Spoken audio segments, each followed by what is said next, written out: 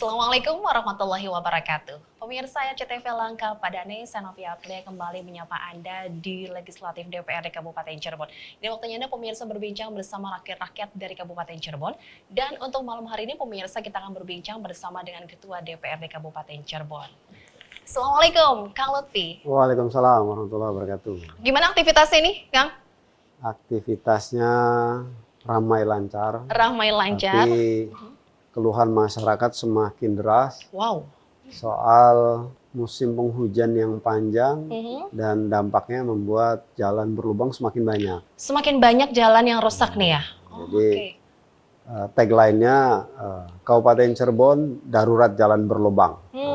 Walaupun sudah ada upaya, tapi masih juga menjadi perhatian ini ya? Ya, saya kira mungkin tinggal pilihan prioritas pembangunan di tahun 2023 ini sebisa mungkin diupayakan untuk segera merapihkan kembali jalan-jalan yang berlubang akibat hujan yang panjang intensitasnya dan kita berharap tidak membuat perekonomian Kabupaten Cirebon semakin melemah. Oh betul. Tapi kalau faktor alam kan kita tidak bisa memprediksi ya Kang Lutfi ya. Jadi kan harus ada upaya sebelumnya antisipasi dari dinas terkait yang mengurusi hal tersebut. Oh betul. Jadi kita komunikasi terus dengan teman-teman pemerintah daerah. Secara prinsip upaya-upaya penanggulangan dan penyelesaian jalan-jalan berlubang ini akselerasinya diperkuat. Oke, dari infrastruktur jalan yang banyak dikeluhkan tadi deras juga tuh ya. Ini kan menghambat aktivitas. Pasti. Akhirnya stuck karena macet, jalan menjadi lambat, produktivitas menurun. Produktivitas. Biaya logistik meningkat dan akhirnya daya saing produk-produk Kabupaten Cirebon akan menjadi berat di ruang regional maupun ruang nasional. Oke, sebenarnya dari apa yang sudah dilakukan pemerintah daerah ini berkaca dari tahun sebelumnya ini ya, kan selalu ada prioritas pekerjaan dari dinas terkait juga. Apakah tahun ini sama seperti tahun sebelumnya nih, Kang? Sebenarnya prioritas tahun ini mewujudkan, meningkatkan perekonomian masyarakat akibat dampak COVID-19. Kita sedang dalam konteks membangun kembali nafas ekonomi di level masyarakat bawah.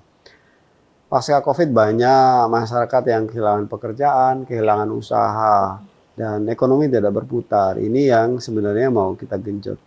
Tapi salah satu prasyarat dasar untuk bisa menggenjot perekonomian adalah memperbaiki infrastruktur, layanan dasar. Salah satunya jalan. Ketika jalan rusak, maka otomatis menimbulkan ekonomi biaya tinggi dan menurunnya produktivitas tadi. Nah, harapan kita sih salah satu dukungan untuk memastikan program prioritas kabupaten itu tercapai adalah memperbaiki infrastruktur dasar. Memperbaiki infrastruktur dasarnya ini sepertinya harus benar-benar nih ya dikebut sekali nih ya. Oh iya. Kita kan hari ini bicara soal kemiskinan, soal bantuan langsung tunai dan lain sebagainya. Sebenarnya apa sih kondisi syarat dasar yang bisa memastikan semua program yang sudah dirancang bisa memberikan dampak signifikan? Salah satunya adalah soal perbaikan infrastruktur itu, supaya daya saingnya tinggi, supaya daya saingnya meningkat. Kita tadi di forum ini ingin coba mengupas sebenarnya bagaimana sih penanggulangan kemiskinan. Penanggulangan kemiskinan Kabupaten Cirebon. Ya. Tapi sebelum bicara penanggulangan kemiskinan kita bicara data dulu.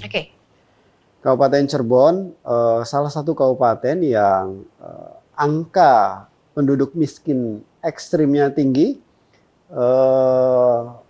di urutan ketiga, terbesar ketiga. Sejauh Barat. Ini data 2022 BPS ya. Tertinggi Kabupaten Bogor, setelah itu Garut, nah kita yang ketiga. Jumlah penduduk miskin ekstrim yang ada di Kabupaten Cirebon 81.000 jiwa. 81.000 jiwa. Nah sekarang kan pertanyaannya, Apa sih miskin biasa dengan miskin ekstrim? Ada Gitu. dua kategori nih ya. Nah, ini yang perlu kita pahami dulu. Kalau menurut standar BPS, miskin ekstrim, seseorang dikategorikan masuk ke dalam status miskin ekstrim jika penghasilan per bulannya per orang di bawah 322.000 Wow, di bawah 322.000 per bulan. miskin ekstrim. Ekstrim atau di bawah 10.000 per hari. Kalau standar miskin Indonesia, penghasilan per orang per kapita per bulannya 472.000. Oke. Oke, jadi termasuknya banyak juga tuh data untuk yang warga miskin ekstrim di Kabupaten Cirebon. Nah, kalau menurut data ada 81.000. Nah, sekarang ilustrasi sederhananya gini, misalnya ada si Fulan. Kamu penghasilan berapa sehari? Penghasilan saya per hari 20.000. Ditanya lagi, di rumah kamu ada berapa orang? Ada 4 orang, Kang. Istri kerja nggak? Nggak. Anak 2 kerja? Nggak. Berarti 20.000 per hari dibagi 4 orang. Kan kita ngitungnya per kapita. Karena dibagi 4 orang, akhirnya per orang kan penghasilannya Rp5.000 untuk makan sehari 2 atau 3 kali dengan Rp5.000 itu. Oh, berarti walaupun penghasilannya 20.000 per hari karena di rumah ada 4 orang, berarti si Fulan ini masuk kategori miskin ekstrim. Miskin ekstrim. Ada lagi kebalikannya. Kayak misalnya Mbak Novi, penghasilan per harinya berapa? Per harinya 200.000. Wah, ini berarti Mbak Novi kayak ekstrim ini. Oke, begitu ya. Termasuk satu hari gitu ya. Jadi ada satu level di bawah miskin gitu. Nah, sekarang pertanyaannya gini, kita kan udah jelas nih miskin ekstrim di Kabupaten Cirebon ada 81.000 orang dari 2.300.000 penduduk gitu. Termasuk itu karena meningkat atau menurun ya? Masih dampak pandemi? Dampak pandemi meningkat. Karena banyak orang yang tadinya miskin karena kehilangan pendapatan, akhirnya satu orang harus menanggung beberapa orang yang rata-ratanya semakin kecil gitu kan. Rata-rata pendapatannya menjadi semakin kecil. Nah sekarang data udah jelas nih, kita punya 81.000 orang miskin ekstrim di Kabupaten Cirebon yang harus kita entaskan. Nah, apa sih langkah-langkah yang harus kita lakukan terkait dengan pengentasan kemiskinan? Pendekatannya ada 3, Mbak. Tiga cara. Yang pertama ini mengurangi beban hidup. Mengurangi beban hidup. Warga miskin. Nah, mengurangi beban hidup warga miskin. Ekstrim tadi, miskin atau miskin ekstrim ini. Caranya gimana? Pemerintah memberikan program charity. Program charity, bantuan langsung tunai. Biasanya orang sebut BLT. Nah, bantuan langsung tunai ini macam-macam, nanti kita bahas ya. Apa aja gitu. Nah, cuman pendekatannya adalah bagaimana caranya dengan bantuan langsung tunai ini beban hidup warga masyarakat bisa berkurang. Terbantu begitu ya sedikitnya. Terbantu. Nah, cuman banyak persoalan. Sistemnya sebenarnya udah bagus, tapi dalam pelaksananya ada masalah-masalah yang harus dicarikan solusi secara sistemik ya, terkait penyaluran dan lain sebagainya. Nanti kita bahas juga. Jadi yang pertama mengurangi beban hidup gitu. Nah, yang kedua yang penting ini adalah program pemberdayaan masyarakatnya. Pemberdayaan. Atau lebih tepatnya adalah program peningkatan pendapatan masyarakat. Ya kan tadi kategorinya miskin atau tidak miskin kan karena pendapatan. Betul. Kalau pendapatannya di bawah 322.000 ekstrim. Antara 322.000 sampai 472.000 kategori miskin. Kita maunya kan yang kategori miskin atau miskin ekstrim ini berkurang atau habis gitu kan. Jadi pendapatan masyarakat Kabupaten Cirebon harus di atas 472.000 semuanya. Supaya nggak ada orang miskin di Cirebon. Bisakah? Nah, program pemberdayaannya bagaimana? Jadi yang kita inginkan peningkatan pendapatan. Awalnya yang daerah langsung kasih ikannya, kasih BLT. Jadi supaya beban hidupnya berkurang. Iya. Nah, Kemudian yang keduanya, gimana caranya masyarakat ini pendapatannya naik gitu kan. Oke, dengan ada program pengentasan. Nah ini yang perlu kita urai nanti terkait dengan program pengentasan ini. Nah harapan. Satu lagi itu apa tuh? Nomor tiganya. Satu lagi intervensi konvergensi. Keterpaduan intervensi gitu. Jadi kantong-kantong kemiskinan ini harus diintervensi dengan multi program dari beberapa pemangku program gitu. Misalnya dinas sosial memberikan intervensi BLT. Kemudian dinas UMKM memberikan intervensi program pemberdayaan UMKM. Nanti dinas tenaga kerja ada pelatihan sumber daya manusia agar siap kerja dan lain sebagainya. Nah, kantong-kantong kemiskinan ini didekati secara kewilayahan. Kabupaten Cirebon dari 412 desa ada berapa sih kantong kemiskinan ekstrimnya gitu. Nah, ini kan perlu data yang konkret ini. Kita bicara DTKS, data terpadu kesejahteraan sosial. Di situ kan sebenarnya terpotret. Kita bisa lihat, oh ternyata ada beberapa kantong-kantong kemiskinan yang harus segera diintervensi. Nah, pendekatan kewilayahan ini diintervensi secara terpadu dari program-program pemerintah. Jadi harapannya yang pertama kasih program charity, bantuan langsung tunai, beban hidupnya berkurang. Yang kedua, kita tingkatkan pendapatannya melalui pemberdayaan masyarakat. Yang ketiga, kita selesaikan kantong-kantong kemiskinan ekstrim ini dengan program keterpaduan tersebut. Jadi tiga itu bisa bersinergi, habislah, tidak ada tuh ya? Harusnya habis. Kalau nggak habis berarti ada yang salah dengan Mbak Novi ini kan? Oh gitu ya. Oke, jadi harus ada yang diperbaiki gitu ya, Pak Iya. Lutfi ya. Apa kira-kira ya? Ada strategi apa lagi gitu? Tapi selain kita bicara kemiskinan ekstrim, nah ini kekayaan ekstrim juga harus kita bahas ini. Begitu. Karena harus kan harus pemerataan. Ya? Jangan orang yang kaya makin kaya, yang miskin makin miskin. Apa nih programnya? Waduh, ini bahaya Kang Lutfi ya. Oke, dan kita lanjutkan lagi pemirsa di segmen berikutnya. Tapi kita sudah dulu tetap bersama kami di Legislatif DPRD Kabupaten Cirebon.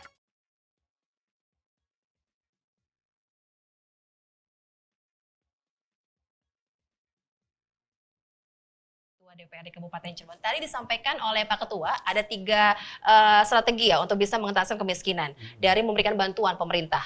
Oke, kepada masyarakat yang membutuhkan ya. Kemudian juga ada program pemberdayaan dan menghilangkan kantong-kantong kemiskinan ya di Kabupaten Cirebon. Nah, dari penyaluran bantuan kita tahu juga pemerintah daerah ini baru saja ya menyalurkan bantuan sosial ya, bantuan langsung tunai ini kepada 1.000 KPM. Oke, nah dari penyaluran simbolis itu karena ada beberapa dari UMKM ya, nelayan dan juga para ojol juga diberikan bantuan tersebut. Nah, dari penyalurannya tadi sempat disinggung oleh Kang Lutfi saat penyaluran tersebut timbul permasalahan. Oke, apa yang ditemukan di lapangan? Kalau bicara masalah banyak. Pertama dari kebutuhan dulu. Kalau tadi dibilang menurut data BPS ada 81.000 masyarakat miskin ekstrim di Kabupaten Cirebon. Nah, kebetulan program kita di tahun 2023 ini yang tadi diluncurkan ada 24.000 penerima manfaat dengan anggaran yang kurang lebih 10,8 miliar tersebut. Berarti kan hanya seperempatnya nih dari kebutuhan 81.000 masyarakat miskin ekstrim. Kita nggak bicara masyarakat miskin loh. Yang miskin ekstrim ini ada 81.000, kita punya intervensi BLT, bantuan langsungnya 24.000 jiwa. Secara kuantitatif masih kurang banyak gitu kan. Itu yang pertama. Kemudian distribusinya tadi kalau saya lihat datanya dari 24.000 ini untuk teman-teman disabilitas ini hanya dapat 198 paket gitu. Kurang menurut Kang Jauh dong. 24.000 hanya dapat kurang lebih 200 kan? Ya minimal 1.000 lah. Kalau 1.000 kan berarti 45% untuk teman-teman disabilitas. Nah, kemudian masalah yang kedua yang menurut saya perlu dicermati adalah penyaluran BLT kepada keluarga penerima manfaat ini banyak yang tidak sesuai kriteria. Tidak sesuai, tidak tepat sasaran kan? Tidak tepat sasaran. Ada yang kan ada 14 kriteria nih yang menjadi dasar, walaupun 14 kriteria ini tidak ngunci. Artinya kepala desa berdasarkan musyawarah desa dan penghimpunan data oleh teman-teman relawan di bawah bisa diberikan diskresi. Oh, ini secara ekonomi memadai tapi tidak masuk kriteria dan seterusnya. Ini bisa menjadi diskresi asal dasarnya musyawarah desa itu. Gitu. Nah, hanya di lapangan kita sering temui teman-teman yang tidak berhak tapi mendapat bantuan, atau yang berhak tapi karena kuotanya terbatas akhirnya nggak dapat.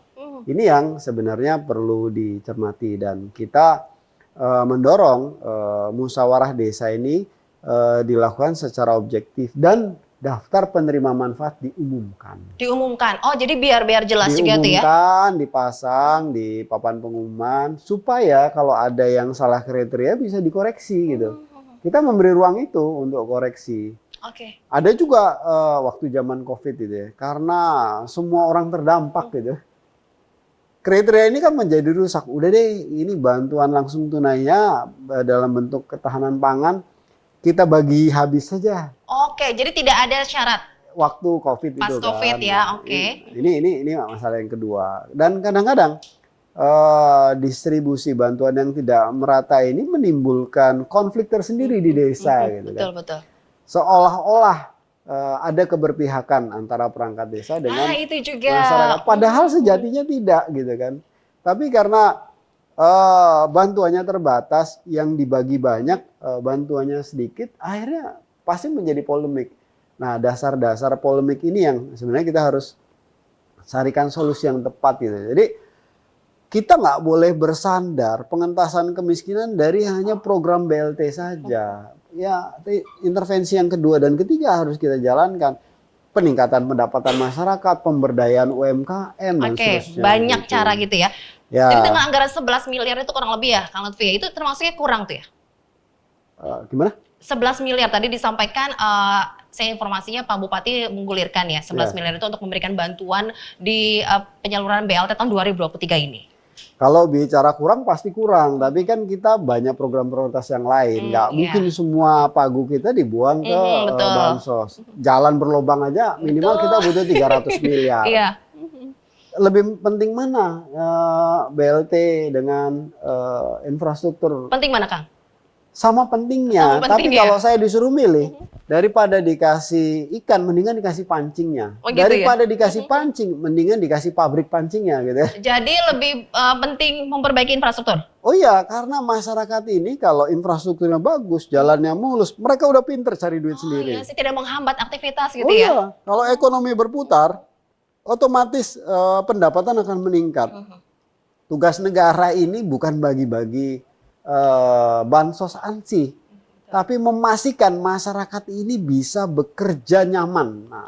Bekerja dengan nyaman ya dari infrastrukturnya. Iya dong. Bagaimana dengan lapangan pekerjaannya? Nah, itu nanti masalah lagi, kita bicara soal lapangan pekerjaan. Nah, masalah lain yang terkait dengan distribusi BLT ini soal duplikasi. Duplikasi data. Duplikasi penerima manfaat gitu.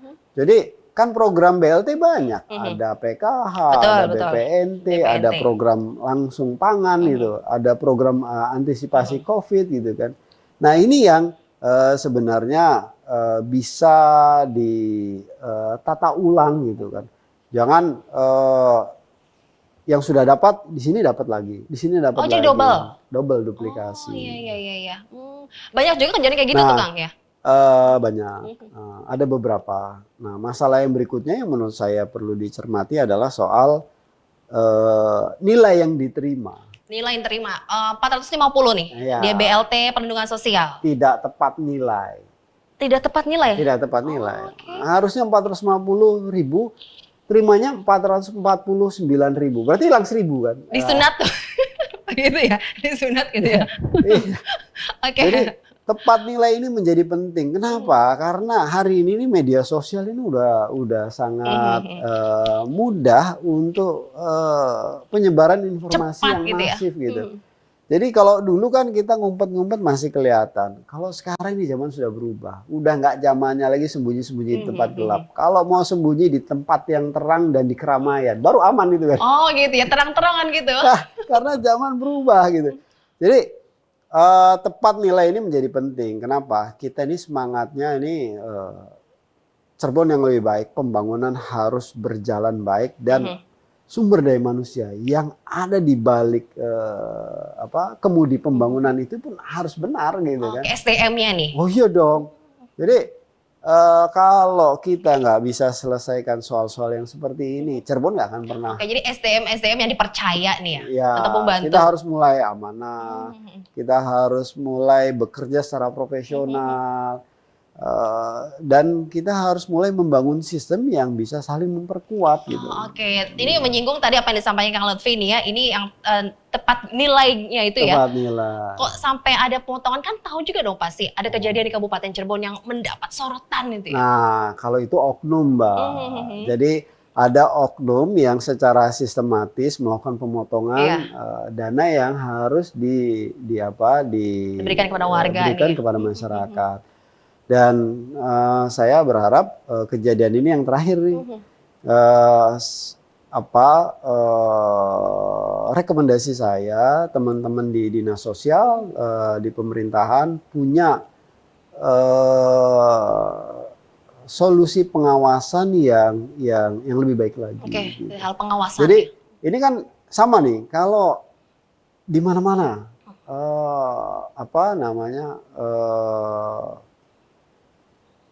ketika ada kesempatan, maka di situ terjadi hal-hal yang tidak diinginkan. Gitu. Kata Bang Napi. Gitu. Iya. Nah, yang terakhir.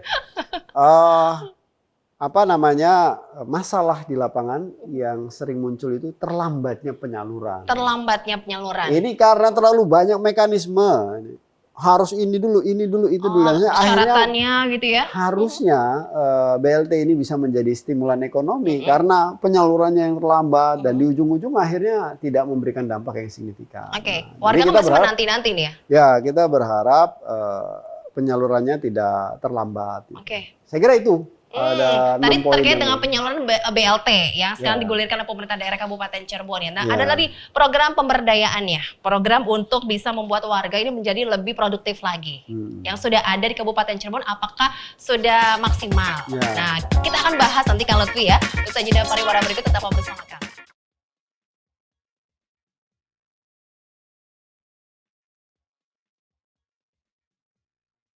Oke pemirsa CTV, harus ada program atau inovasi nih ya Kang ya, untuk bisa juga membantu dalam hal menurunkan angka kemiskinan di Kabupaten Cirebon. Atau program yang ada nih, banyak juga kan dinas-dinas punya pelatihan ataupun ada kerjasama yang terjalin dengan pihak ketiga.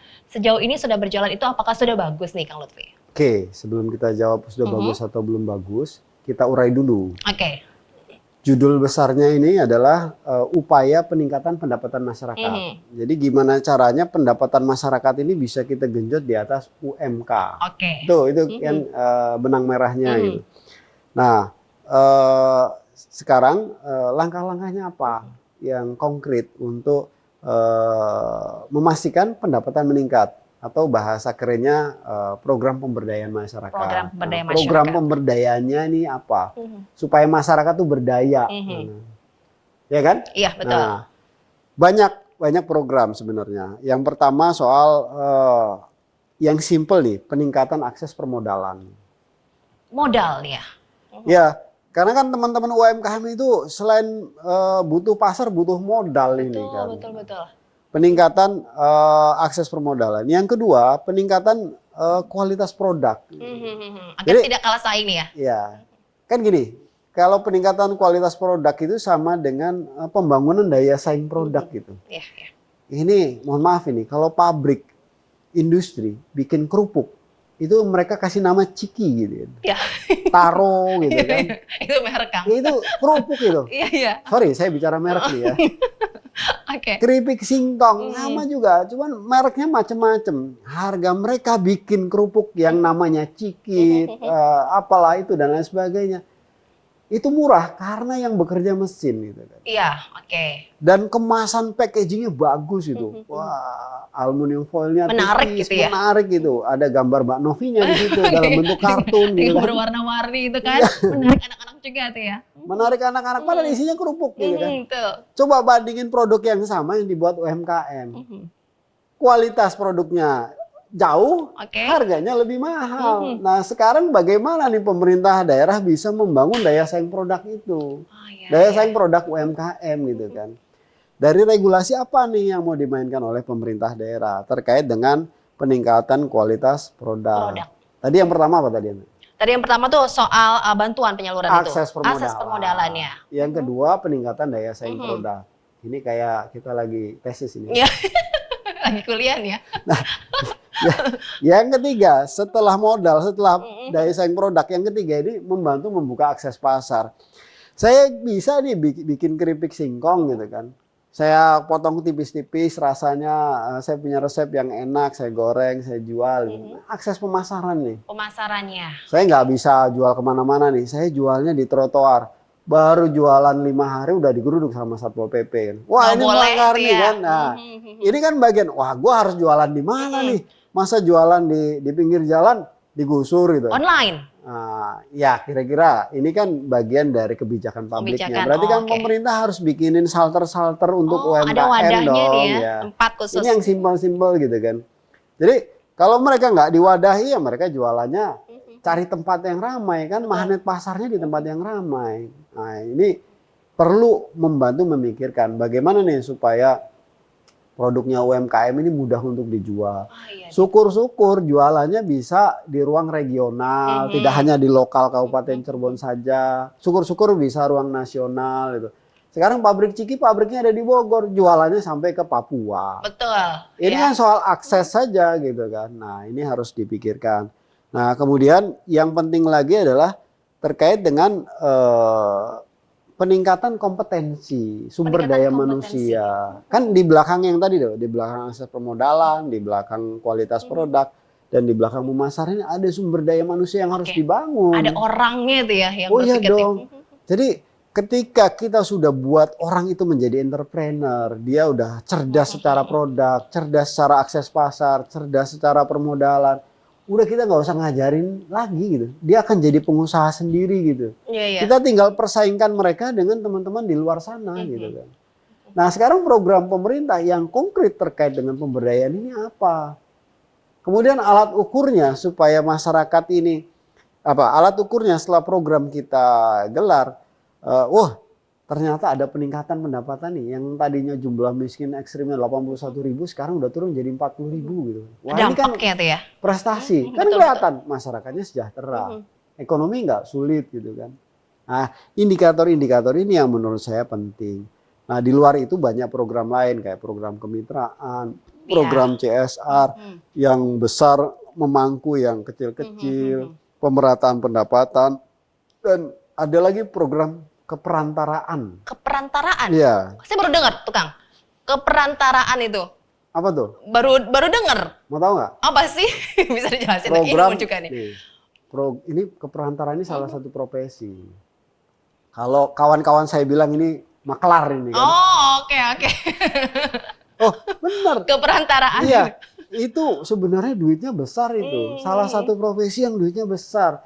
Menghubungkan antara orang yang butuh dengan orang yang menyediakan jasa ini kan sama juga pedagang gitu.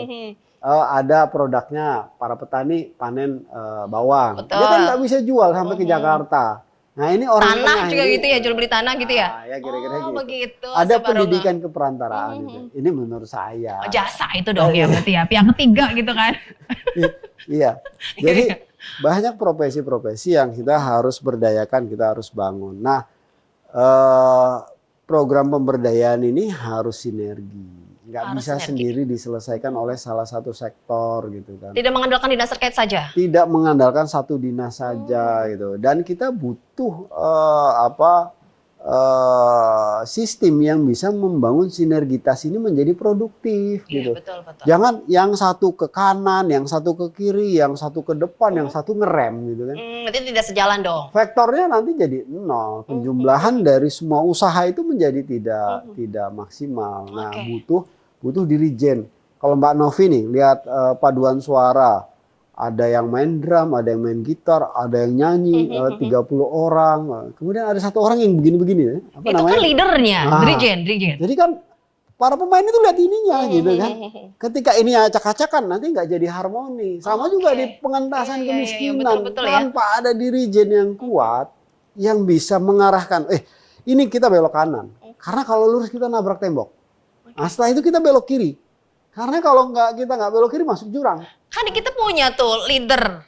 Oh punya. Punya kan? Kita semua di sini leader. Bisa di jadi leader ruangnya untuk diri kita sendiri masing-masing. begitu ya. Iya. Oh, oke. Jadi termasuk juga ada kemauan dari diri sendiri juga ya, Kang Lutfi ya? Iya dong. Nah, dan saya yakin Kabupaten Cirebon, Kota Cirebon, Ciayu Majakuning ini potensinya oke kalau kita bisa bersinergi, berkolaborasi gitu. Jadi ketika bersinergi, keterpaduan itu menjadi satu harmoni yang luar biasa. Wah, yang indah gitu ya. Jadi ini kan termasuk juga bisa mengentaskan kemiskinan di Kabupaten Cirebon. Iya, pasti signifikan. Dan banyak sih hal-hal lain. Cuman dari narasi program pemerintah, tadi kan charity-nya oke, BLT nih. Iya. Nanti kita bahasnya apa aja. Kemudian yang kedua soal pemberdayaannya. Pemberdayaannya jelas. Ada lagi sektor yang lain di luar pemberdayaan. Nah, nanti kita bahas di segmen tadi selanjutnya. yang ketiga itu ada kantong-kantong kemiskinan. Sih ngeri juga nih Kang Lutfi bilang kantong-kantong kemiskinan gitu ya. Nanti kita bahas setelah yang satu ini. Siap. Memang di wilayah Kabupaten Cirebon yang terparah tuh di mana sih? Yang perlu mendapatkan perhatian nih ya. Wah, ini tahan dulu deh. Kalau soal di mana kita nggak enak ngomong di sini. Oke, baiklah. Bisa jadi bahaya nanti ya. Digoreng sama. Siap. Berarti harus ada yang prioritas gitu. Oh ya pasti. Oke, baik, kita akan lanjutkan pemirsa apa yang disampaikan oleh Kang Lutfi. Nanti kita tahan dulu usai jeda berikut ini, tetap bersama kami di Legislatif DPRD Kabupaten Cirebon.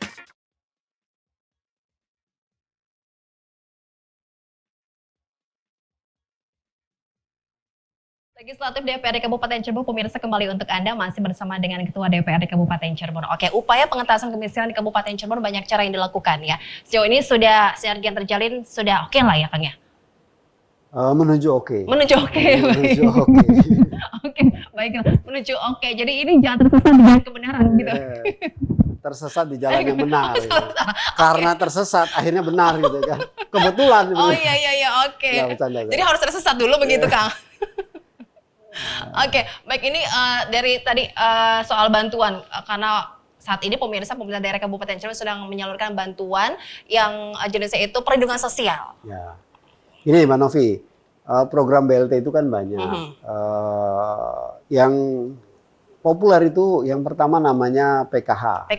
Program Keluarga Harapan. PKH ini jumlah target penerimanya seluruh Indonesia kurang lebih 10 juta jiwa.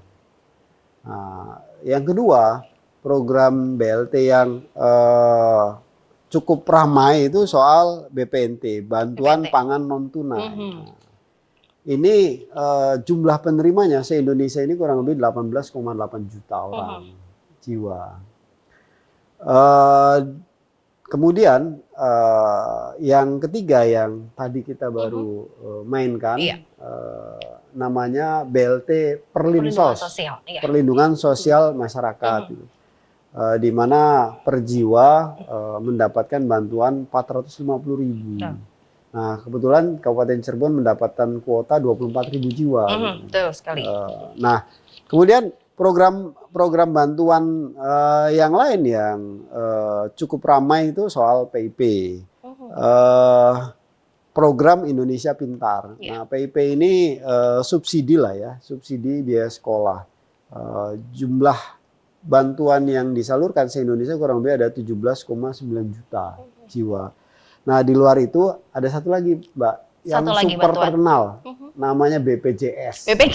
Iya, BPJS ini programnya KIS, Kartu Indonesia Sehat sih. Jumlah penerima manfaatnya 2023 kurang lebih 98,8 juta jiwa. Kabupaten Cirebon hari ini sinergi nih antara duitnya pusat, kemudian duitnya provinsi dan duitnya kabupaten. Alhamdulillah 98%, 96% masyarakat Indonesia, masyarakat Kabupaten Cirebon bisa tercover di BPJS. Oke. Nah, sekarang pertanyaannya dari jenis bantuan-bantuan tersebut, evaluasinya bagaimana? Apakah program tersebut efektif dan lain sebagainya? Ini yang sebenarnya perlu kita kaji lebih dalam. Dari Kang Lutfi, menurut Kang Lutfi efektif tidak? Kalau menurut saya BPJS super efektif. Super efektif. Tinggal bagaimana bisa dioptimalkan pendataannya, operasionalisasi di lapangannya, pelaksanaannya dan lain sebagainya. Kalau saya berpikir bahwa 100% masyarakat di Kabupaten Cirebon harus tercover oleh BPJS. Minimal pelayanan kesehatan kelas 3. 100%? 100%. Wow. Jangan sampai ada orang tidak miskin, kemudian kena sakit. Iya. Masuk rumah sakit, mendadak menjadi miskin.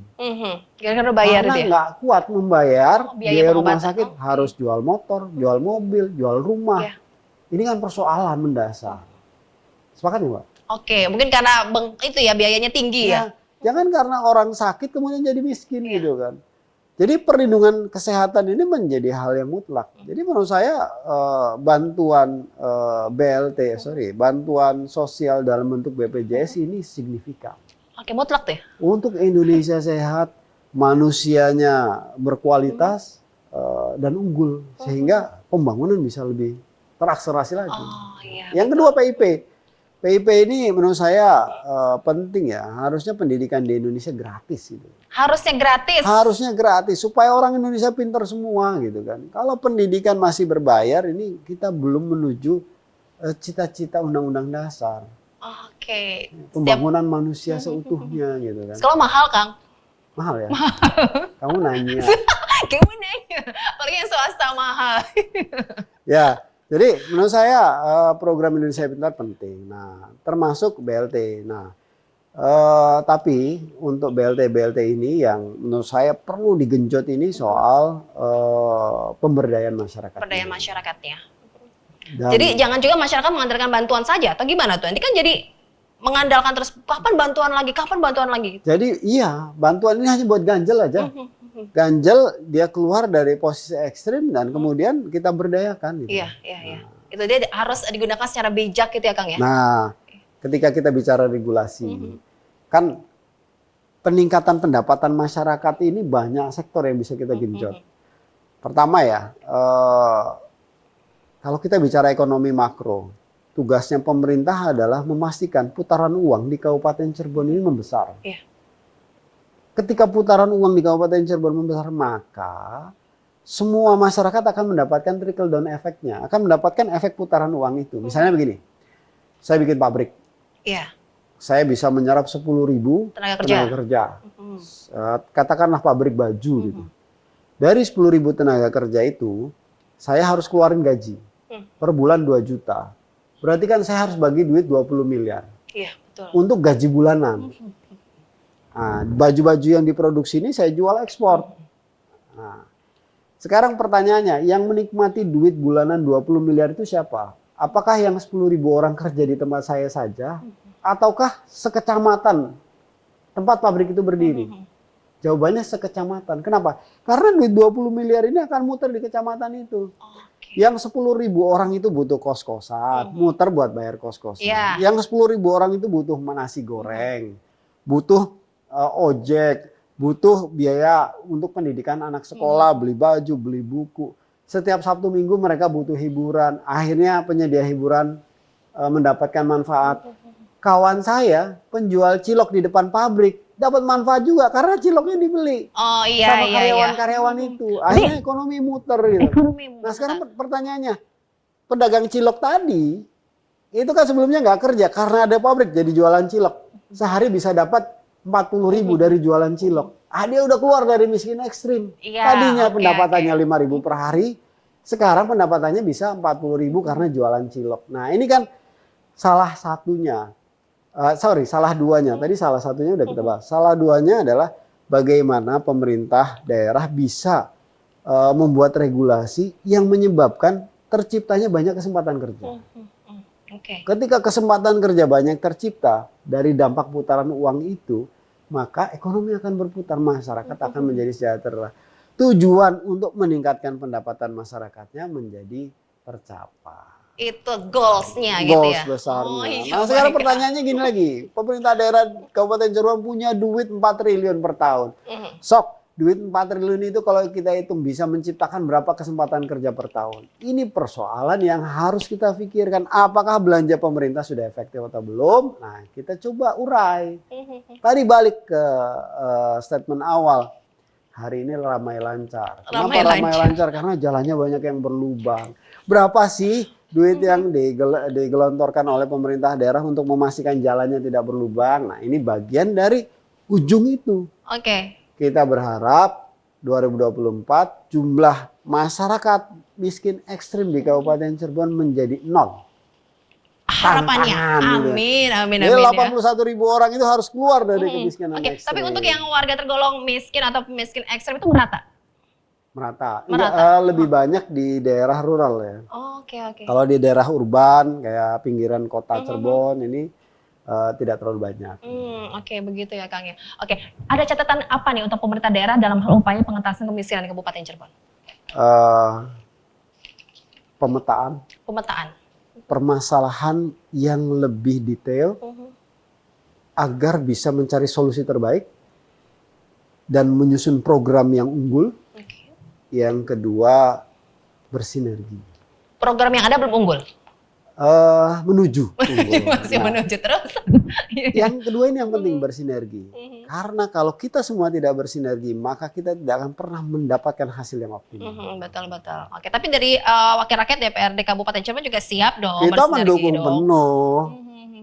Dan kita semangat pakai banget untuk mendukung itu. Siap. Jadi gitu ya. yang penting teman-teman di pemerintah Kabupaten Cirebon beserta seluruh elemen masyarakat, ayo kita bahu-membahu berkolaborasi. Kalau di teman-teman medsos kan, yuk kita collab yuk. Collab yuk, gitu ya. Biar nanti hasilnya juga maksimal gitu. Iya dong, ya. maksimal. Jadi angka kemiskinan Kabupaten Cirebon bisa turun. Siap. Gitu ya, siap mendukung pokoknya program yang ada. Baik pemirsa, perbincangan bersama dengan Ketua DPRD Kabupaten Cirebon, kita harus akhiri ya Kang Lutfi ya. Semoga apa yang disampaikan oleh Ketua DPRD ini pemirsa bisa bermanfaat juga untuk warga Kabupaten Cirebon khususnya dalam upaya pengentasan kemiskinan Kabupaten Cirebon, dan sebagai wakil rakyat juga siap ya Kang ya. Untuk bisa mengawal. Yang penting DPRD Kabupaten Cirebon langkah padanya. Langkah padanya. Terima kasih untuk Kang Lutfi. Terima kasih juga untuk pemirsa dan investor menyaksikan Legislatif DPRD Kabupaten Cirebon edisi kali ini. Saya Nafia April harus pamit, sampai jumpa.